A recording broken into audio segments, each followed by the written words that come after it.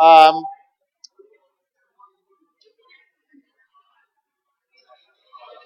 Wait for it to cool a little. Okay, my name is Sean Duncan. I'm an assistant professor in the learning sciences at Indiana University. It's my pleasure to introduce a new format here it's kind of an old update of a new format here at GLS.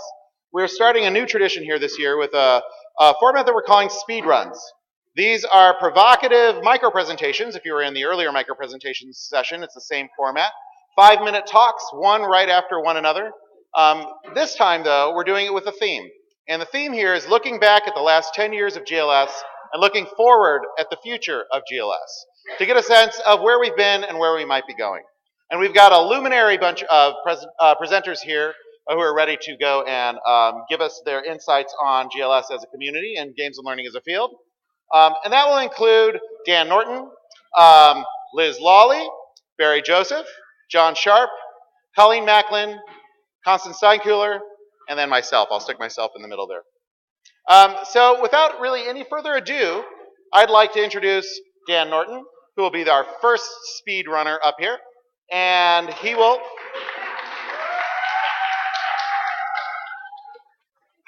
excite and invigorate us, and I'm sure provoke us into all sorts of new thoughts. So without any further ado, Dan.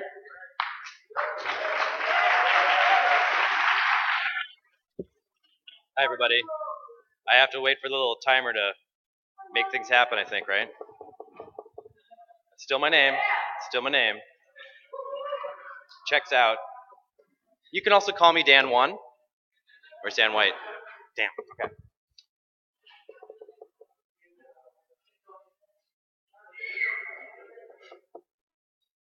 All right. Hi, my name is Dan Norton. Sean Duncan has graciously invited me to create a very fast, controversial rant for you today about what I'd like to see in learning games in the next 10 years. So that's what I'm here to do. So my rant starts with, I'm sick of fun, right? Thank you. I would love to see games in the next 10 years get more and more boring. That's something that, okay, that's kind of like my outrageous, you're all mad at me because that happened. And so now I have to backpedal for the next 4 minutes and explain why that's reasonable. Luckily, I've prepared for that. I hope you're prepared. So, I'm tired of these games. I'm sorry, louder? It is log, right? It's wood, it's great. But I'm tired of games being considered log, right? It's where games are being sold and promoted as just being like, this is great, ice cream and hula hoops for classrooms. And it's true, games are great and interactive. They're an oasis in the desert of interactivity in games, thank you. But that's not all. Games are way better than that. We're better than fun and we're more than fun. So what are they good for beyond fun? I have a set of things that will take about 15 minutes each after this slide that I will explain all of them. Identity, right? So games are awesome at asking you to take on a new role and think about a new perspective, be a new kind of hero. You can be a dragon slayer, you can be a cupcake maker, you can just be about anything inside a game, and players will just take it on and say, great, how can I be good at it?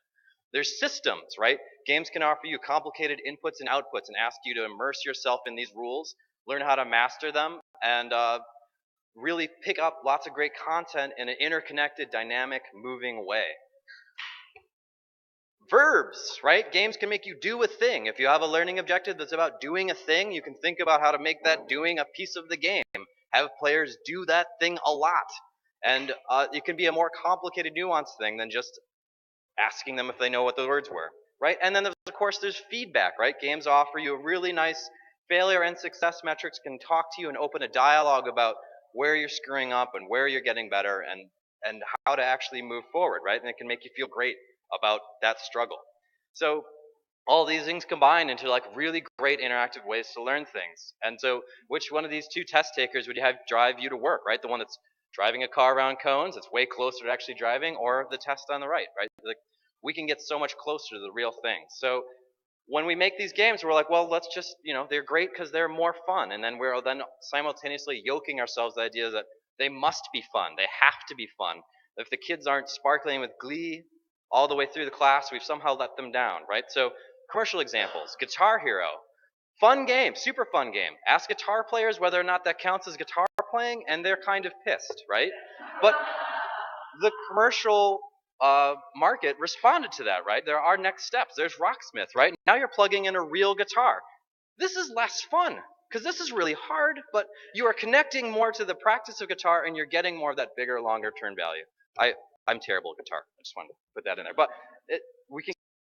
So I really want to make learning games that are so authentic to the objectives that if you actually hate that learning material, you also hate my game. That is okay with me. I want to be really honest about the objective. So really, what I'm talking about is I want to make broccoli covered broccoli. Right? That's the next step. I wanna get you in touch with what we're teaching as close as possible. Interact and get dirty with it, get mad at it, and be a master at it. There's already great commercial games that are really hard to call fun at all. This is Papers, Please, a game about processing passports in a dystopian Eastern European world. It's great, but is it fun? I've actually heard that passport people will play it, but we can make games that really stretch in the commercial arena. Let's bring that to learning, right? You can make movies right now about Rwanda.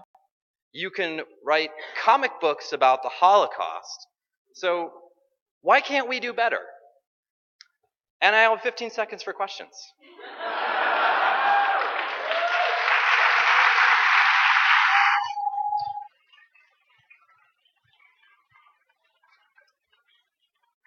No questions, thank you. How's it going, y'all? I guess we'll enjoy this awkward pause together for a moment. Or I guess I could just try to advance this. Louder? Okay. There you go. That much better. All right, so I'm John Sharp, Associate Professor of Games Learning at Parsons, the New School for Design, co-direct Pet Lab with Colleen Macklin. So here I go. So I'm an art school prof, I'm a game designer, and I'm an art historian.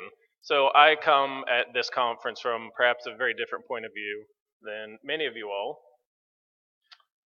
Pause. So my hope is that there is no GLS. Now, I like this conference a lot. It's my favorite academic conference. Don't get me wrong about that, okay? But, yeah, I already said that. It's just that I want a lot more for us as educators, and I want a lot more for games, and I want a lot more for learning than I see right now in the field. I want games to be more than educational novelties, and that's kind of what they are. That's how many of us treat them. Thank you, 3 people. I want games education to be as commonplace as visual art education, as art history. Is there a university that isn't just a tech school that doesn't have these departments? The answer is no. Why can't we be as ubiquitous? Part of the problem, I think, is we instrumentalize games. We haven't realized that they can be messy, they can be lots of different things for lots of different people. We try to use them as tools far too often. I think quantification is part of the problem. Again, as a designer and as an art historian, quantification just isn't on my radar. That's not how culture happens. That's not how media gets taken up. I would like us all to have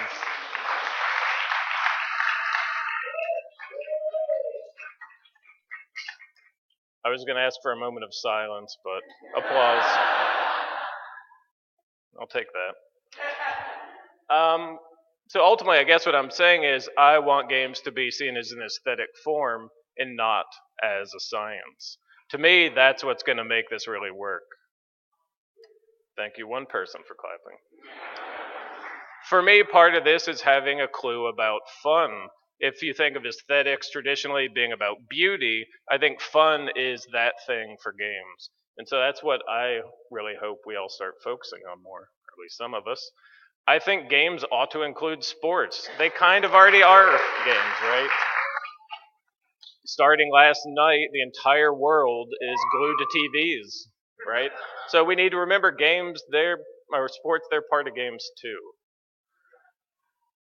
I want more diversity in the kinds of games that we make, and that's certainly starting to happen.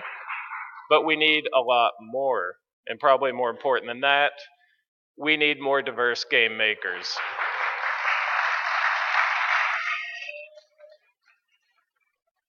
Speaking as a white dude of a certain age. I guess part of what I'm really saying here is I want games to be ludic culture, right? We live in an age of visual culture. I want to live in an age of ludic culture. But really what I guess I'm saying ultimately is I want just games to be culture.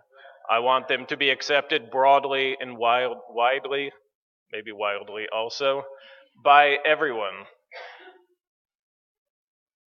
So really coming back to today in this session, in this conference, what I'm really saying is I don't want this just to be a specialized academic niche. I would like to fill 10 rooms with us, not just one ballroom like we're doing today. And so that's why I hope GLS doesn't exist in 10 years.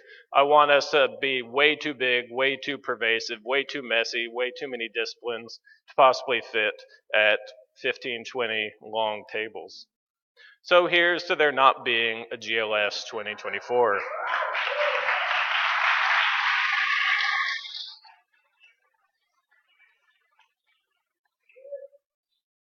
There's that again.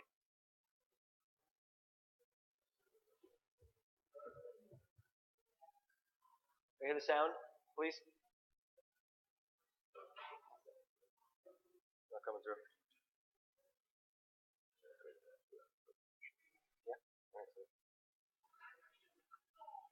Is everyone enjoying the lunch? Good. It's here for all the folks like Nick, who often we don't get to meet, for whom without we couldn't be having this conference.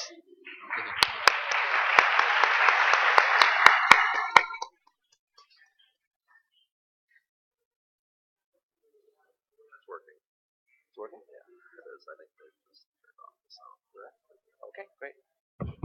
Testing. Good afternoon.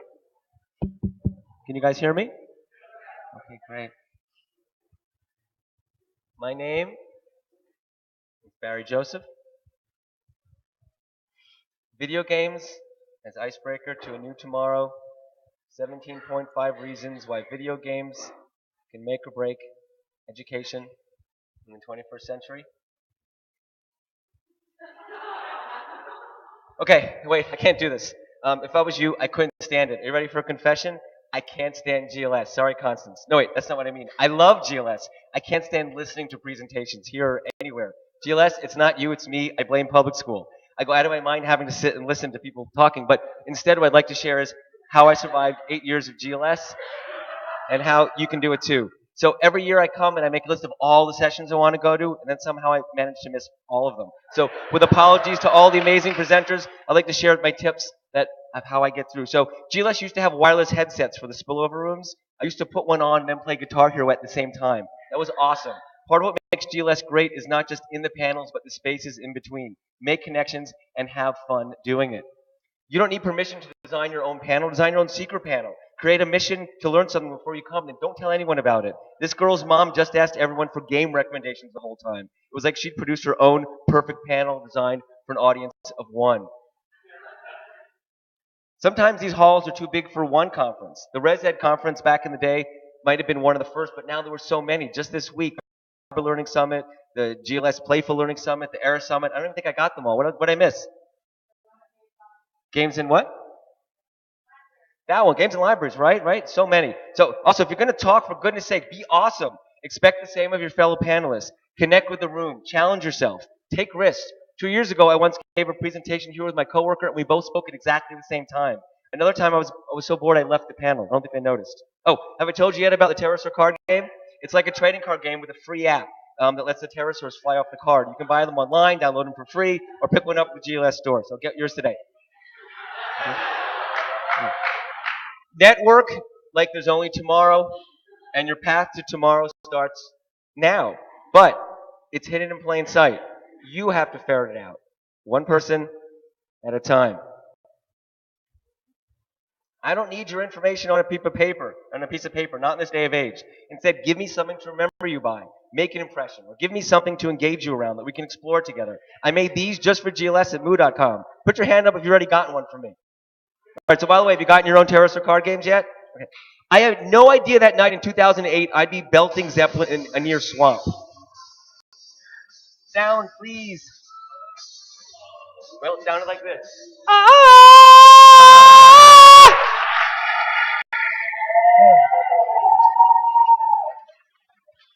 For the last 3 years, we've had Minecraft meetups over lunch. It's not on the GLS schedule. We just make it up on the spot each year. We organize through word of mouth. We mention it on Twitter. I grab the mic and announce it.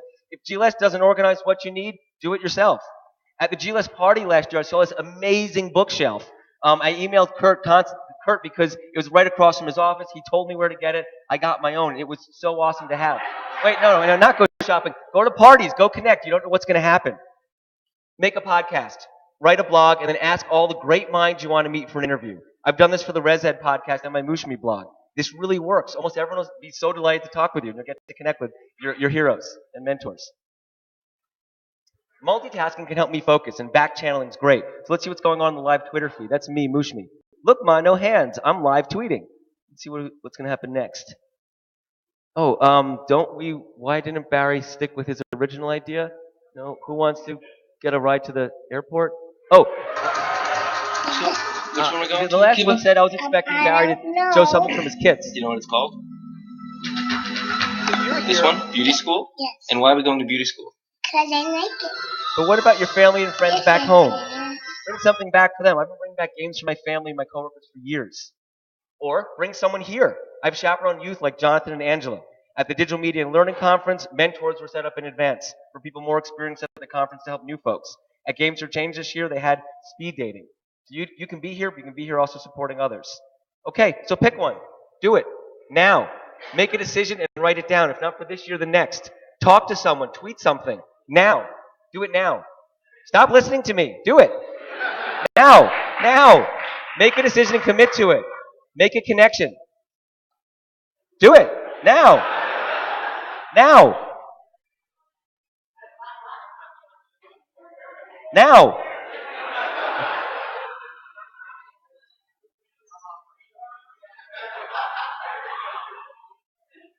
Because in the end, all we have is now. Thank you, GLS. Here's to another 10 years of awesome now.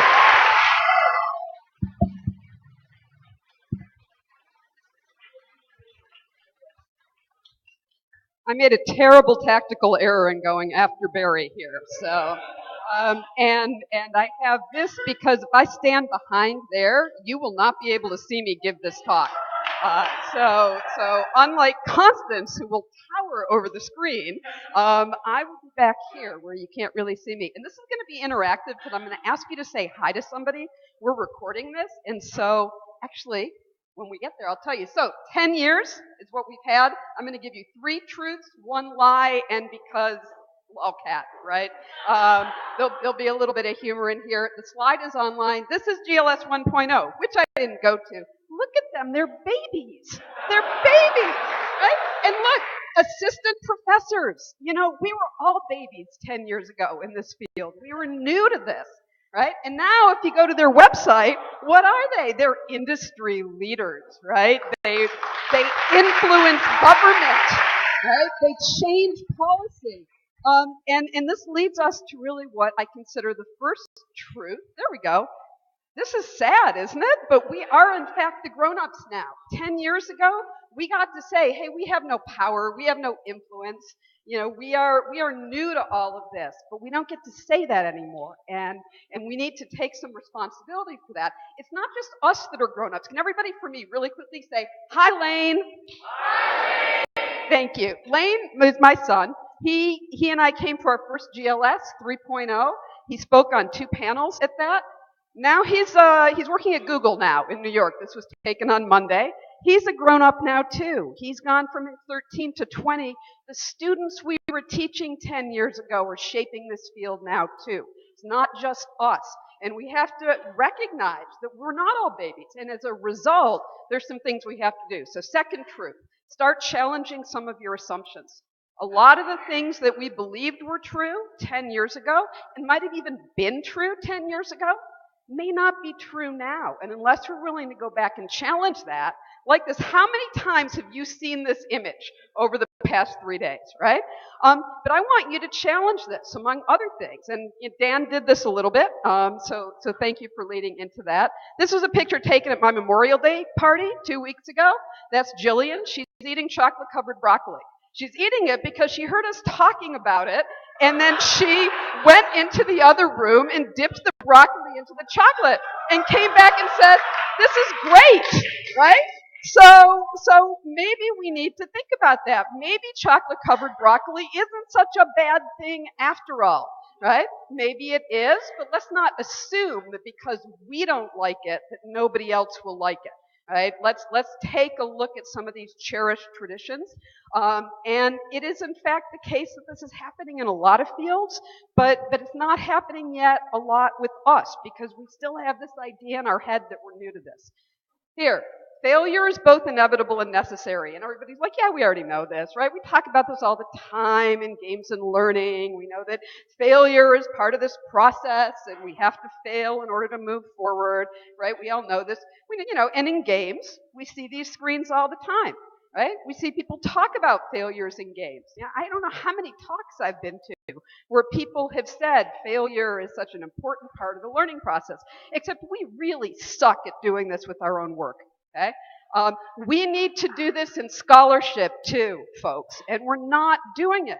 We're not talking about the things that didn't work. We're not talking about the failures, which we really need to do. And we don't do it because it's scary. It's really scary to get up on a stage and say, I did something and it sucked, right? Like, it was a disaster. We made terrible mistakes, and our power structures don't encourage that. But we're the grown-ups now. We can change those structures, right? We can create ways for people to do this. I gave a talk last year as part of the Hall of Failure thing.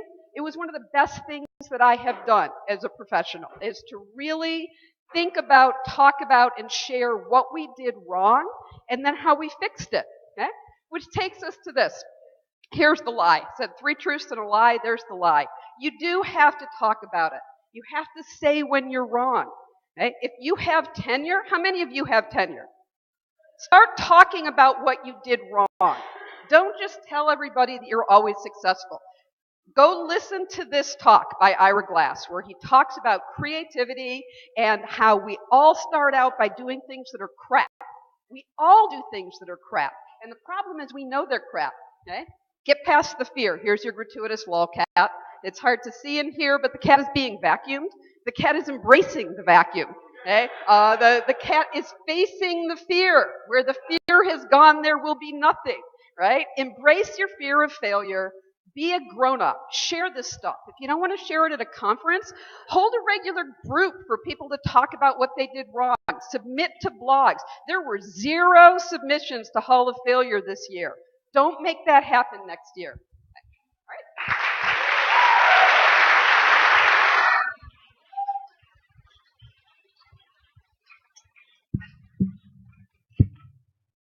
Hello again.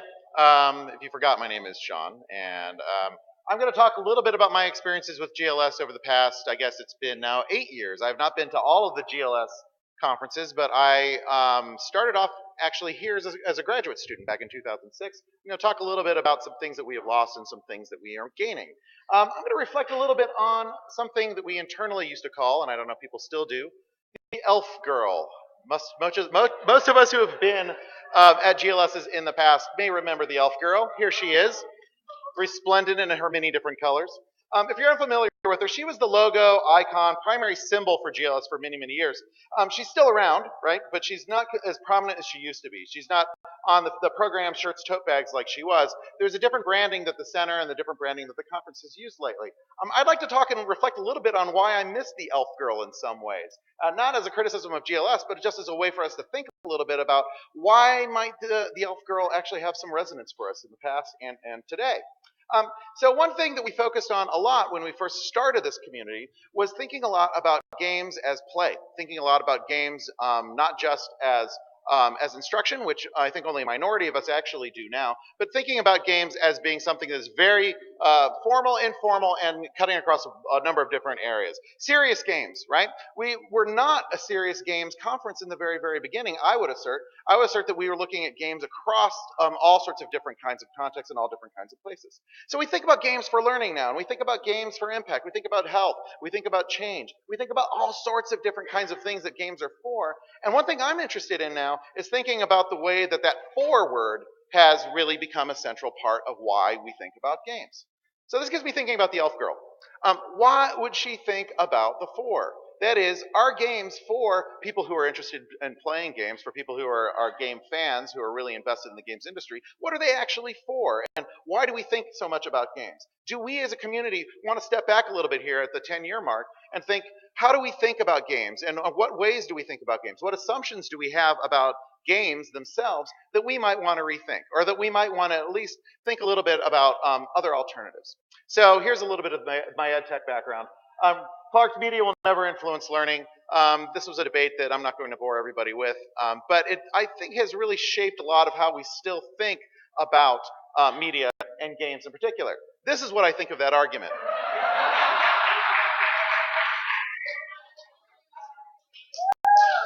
We want to separate. We want to separate media from learning very often. We want to think about media as the thing that can be affected by learning, or learning being affected by media. Instead, I argue that air is the thing that you breathe with. Media is the thing that you learn with. So I think in the community, we have a tension right now about thinking about how we use play to improve instruction versus how we might think about instruction as it's embedded in play. Nobody's going to argue that they do this, right? Nobody's going to argue that we learned about games, then we design stuff, and then we go and save the kids. That's not what we think we do. But what I am concerned about sometimes is that the way that the community in many ways has very much tiptoed around the issues of how we informal play, and informal fantasy, and informal pleasure. The elf girl is about avatars. It's about exploration in virtual worlds. It's about pretending to be someone else. And that is something that I feel in some ways I would love to see come back in the next 10 years in GLS. A focus on informal uses of games. A focus on cosplay. A focus on people making games for fun. A focus, like John Sharp said, on sports. Something that is all over the world that we're always thinking about, but we're not exactly incorporating into some of our research, into some of our designs. That is, we often think about play as being something that leads to work. We're interested in play insofar as it can help us to do things like civic engagement, or teach science, or to teach mathematics or literacy. But I'd like us to focus on play and think about play itself. That is, sometimes we fall into the trap of strip mining play. We want to think about play as something that we can use to take elements of in order to try to enhance some other kind of institution, whether that's education, whether that's some other kind of area that's been gamified. I'd like to shift the metaphor a little bit. Think about it, instead of strip mining games, think about it as a games archaeology. Looking at games not for the skeletonification of games, but we would like to actually look at games in order to understand the culture, how people play games, why people play games, and how the world works. Thank you. We have a great community of learning scientists. I am one myself. I'm also viewing myself as a learning humanist these days, and I think we need to incorporate more people who've got a humanities perspective into the community. So, Games Learning as Society. Thank you. I wonder if we focus too much on games. And are we focusing on the artifact, or are we focusing on the practice? In fact, maybe we're focusing not so much on society, but maybe we're focusing on culture. And I'd like us to, in my moment of hubris here, think about what would it be like if we were the Play, Learning, and Culture Society? What would it be like if we were casting ourselves in a different kind of fashion? So with that, I will leave it and say that the Elf Girls inspired me to think a lot more about this. Thank you very much.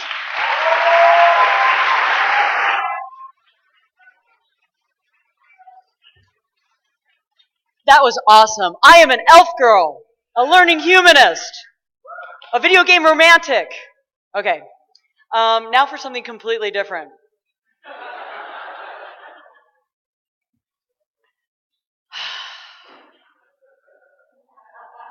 Can I press next on this, Sean? Oh, okay.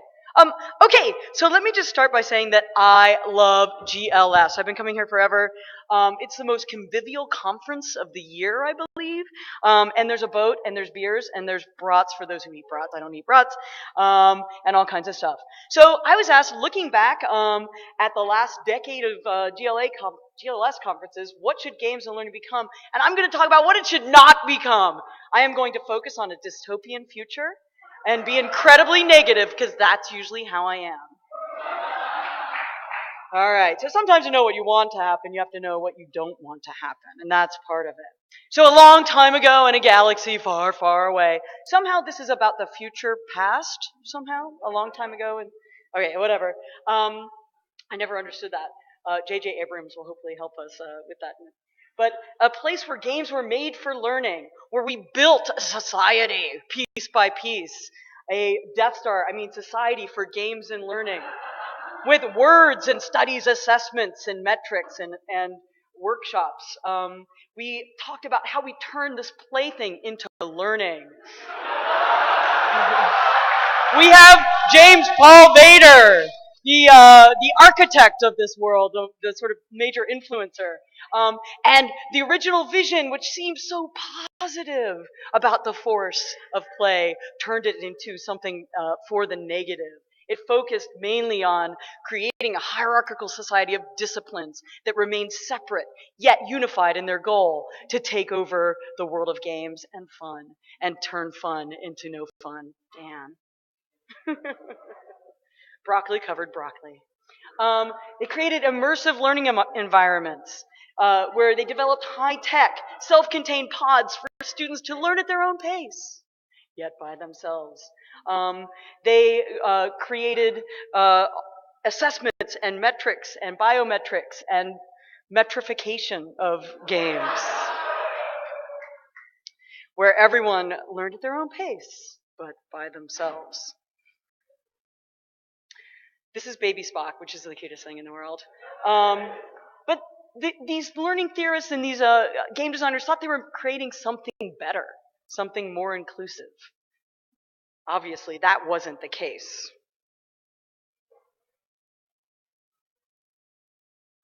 Next.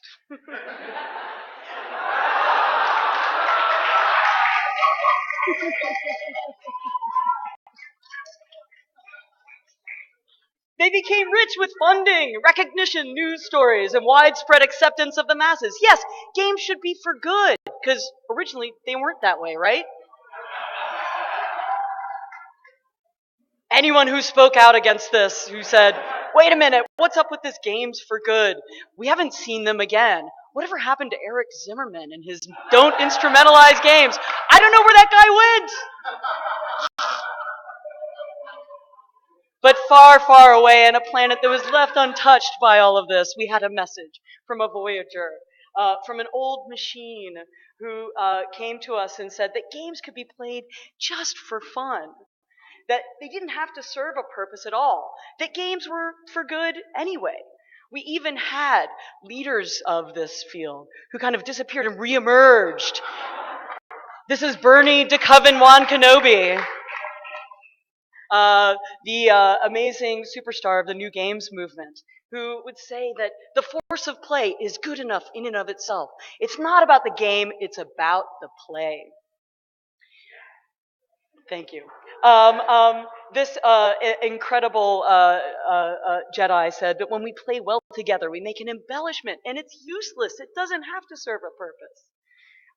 So play as a form of resistance against things that are more directed and purposeful. Of course, this is a dangerous idea, right? Like wasting time and not serving to improve ourselves or our society. That games could be the sort of alternate form of life outside of life in and of itself.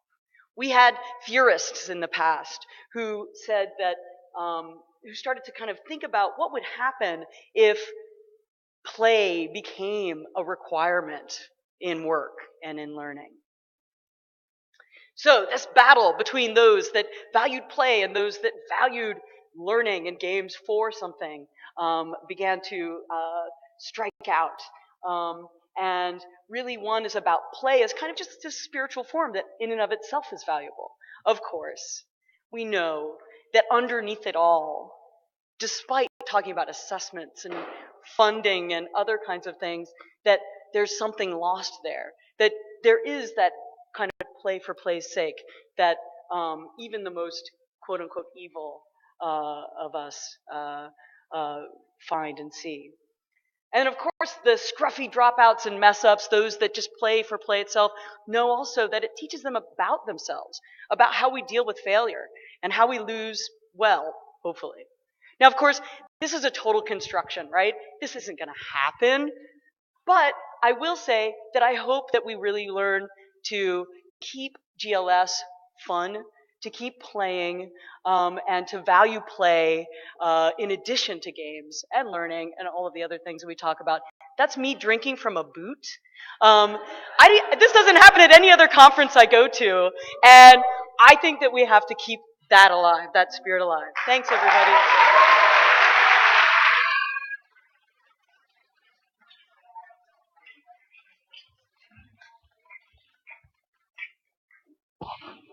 Wow.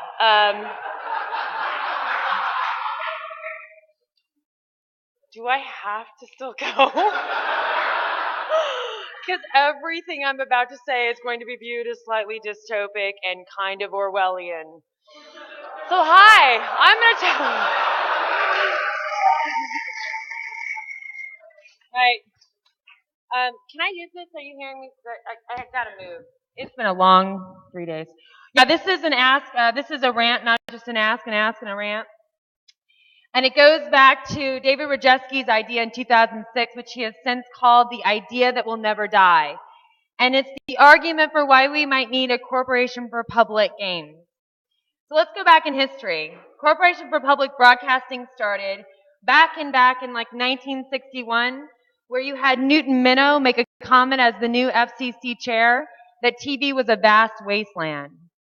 By 1967, you had President Johnson signing the Public Broadcasting Act bill, creating the CPB, creating the Corporation for Public Broadcasting.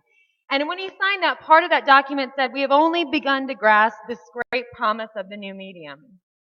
So they formed the CPB, and at first it was about 9 million. That's about 50 million in today's dollars. And really it had 4 functions: content standards, objectivity and balance, distributed funds out to other creative entities, system support, and I forgot the other one. Oh yeah, research and education. By 1969, you saw PBS. By 1970, you had NPR. With that came a ton of independent and minority other producers of media. And downstream from all of that, you had great TV for education. Not crap, but beautifully designed television that brought in child development specialists and amazing puppeteers. So, after that, by now, you kind of have 1,000 flowers blooming. With full TV channels, you may or may not like every single show there, but you have a full market of educational TV. So what had happened was that CPB actually became a brand, and it created market demand. Those were 2 functions that it had, not by mandate, but by simply bringing it into existence. You see, back at that time, the scene for educational television was in fact a blue ocean market. There was a failure of philanthropy. Groups like the Ford Foundation was pouring millions of dollars for the so-called National Educational Television Network. And baby, here's what it looked like. Bunch of kids sitting in a room, watching a bunch of kids sitting in a room. Does this look perhaps familiar to anyone in this space? All right. Fairly flat-footed attempts. I'm going to argue that in some ways we're in the same moment with games for learning. A failure of philanthropy despite all of their great investments. Lots of startups moving into this space, but no demonstrated market yet. And in fact, public concerns that, I'm sorry, McLuhan, conflate the medium and the message. Now, the idea of public media right now, I can tell you, is a political football on both the left and the right side of the aisle. I personally believe in public media, not because it all has to be educational, but because it could be documentaries, it could be artistic, but it could be a medium for the public. And the truth is, despite the fact that it's a policy football, the idea won't die because we have many already existing. Here they are. What I'm arguing we need to do is stitch these entities together, fill in the gaps, and sell it to the policymakers and get them to move on public media one more time. There we go. There's the network we're going to build. It's going to be messy. You're in it. And if we could do that, we'd in fact be creating a corporation for public games, but doing it completely backwards, completely grassroots, and asking for the appropriation after we wrap it up, put a big bow on it, and stick it in front of them. I think it's possible. And I'm going to end with quoting David Rajewski on this matter, where he argued, granted, it would take vision and courage to create such an entity, especially today when the concept of public broadcasting has become politicized and compromised. But without such a commitment to serious games, we in fact are risking facing another 20 years where we have in fact not made good on the potential of a great new medium. Okay, thank you. Here's my rant. That's my call to arms. That's us charging. Luke, I am your father.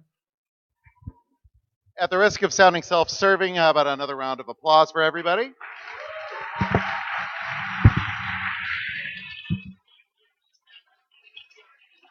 And at the risk of being extraordinarily corny, I want to invite all the other presenters to come back up here and we'll take a selfie.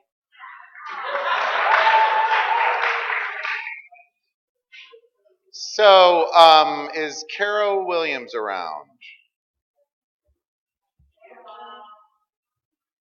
No? Okay. Should we get in front of that? Yes, let's get in front of that.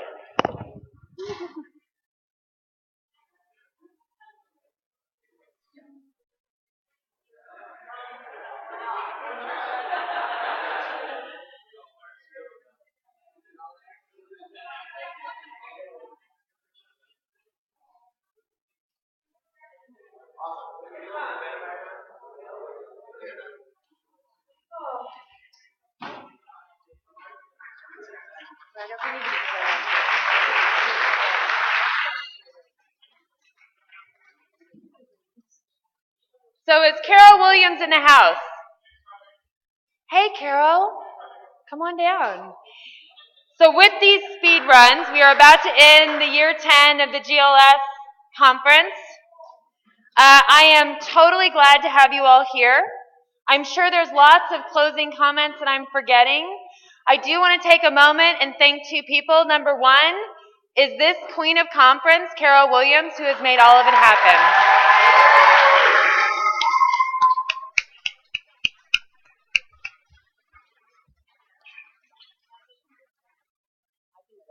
Number two, all of the staff who've been working on this, please stand up.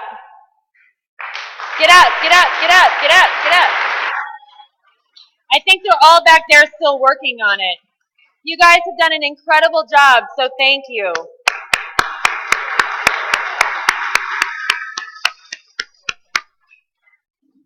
I think it's been another amazing year for the conference. I want to end by actually thanking many of our sponsors. First, the hosts, School of Education, Wisconsin Institute for Discovery, Learning Games Network. Scratch all that, I want to thank you guys. You guys have stuck with this for 10 good years, and half of you are new this year. That's so good.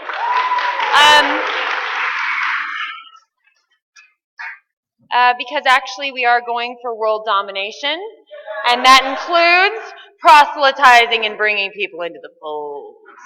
Yes. So thank you to our hosts. Thank you to our wonderful sponsors, no particular order here, but Glitch Gaming, Filament Games, Microsoft, University of Wisconsin, National Science Foundation, Working Examples Project, Bill and Melinda Gates Foundation, DRC, Wisconsin Department of Public Instruction. Brain Pop, oh, so good. The School, Library, and Information Studies, and ACT. Thank you. You know, we keep our costs really low and we provide a lot of food and booze and entertainment for people, and it would never happen without those sponsors. Never.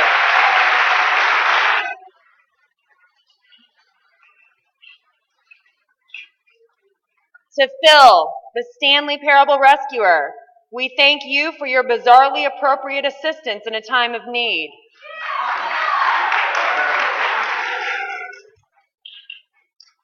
On your way out, I do want you to grab a union card. It will buy you beer and a broad on the terrace. If you have not been there yet, you've missed the majority of the conference, which is outside. Ask Barry, he can tell you. It'll work at the Rathskeller and the kiosk as you walk around on the terrace. And if you have any difficulties with it, find Carol or a volunteer. But thank you so much from the very bottom of our hearts. And here's to another 10 years of what I hope will be play and humanities and culture and all the things that we actually need to push forward next. You guys are amazing. So thanks for being the creative class working on this.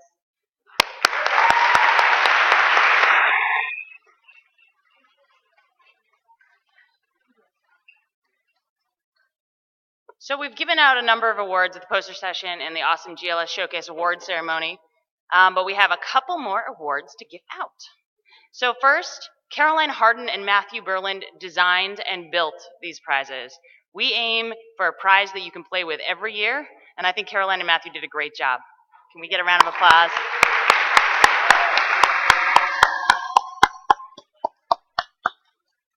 Will Donna Sinclair and David Leach please come up?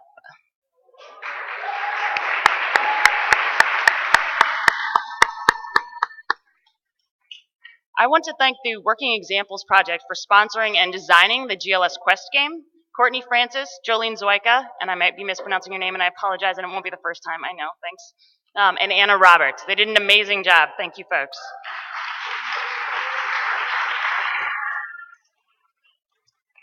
So our winner was Donna Sinclair with 96 points. Yeah. And I believe she had to fly out early. So I will be shipping to her a delightful Lego award and sending her an email saying that she gets to come to GLS next year. So all of you should play our game next year because it pays for itself. You just keep it going forever. It'll be great. David Leach is the runner-up with 93. This is dedication.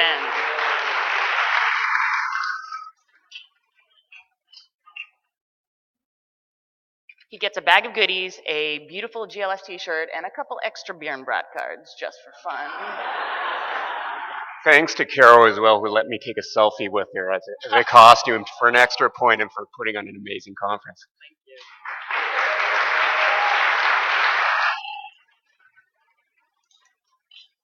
Last but certainly not least, Sean, do we have a Netrunner tournament winner or two? So some of you may have heard of this little Netrunner game. If you haven't, please Google it. It will be around in the future. We had a little tournament this last couple of days. 16 people decided to bring a bunch of cards and play a dystopian cyberpunk future card game. And through all of it, we had one person who ended up going 5-1, only losing one game the entire time. And that person is my student, Chris Georgian. He gets to choose.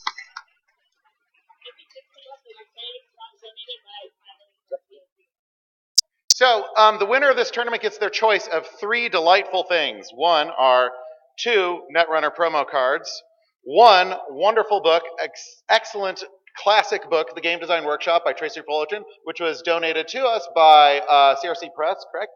And third, beer. So Chris gets his choice. Chris gets his choice of 2 of these. I'll take the book and the beer. All right.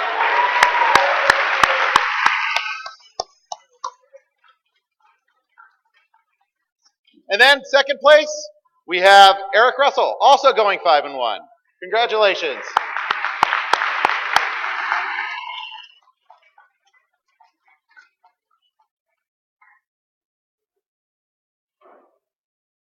And a couple of delightful Netrunner cards for you. Thanks everybody who played, and we'll do this again sometime. I'll use the next one.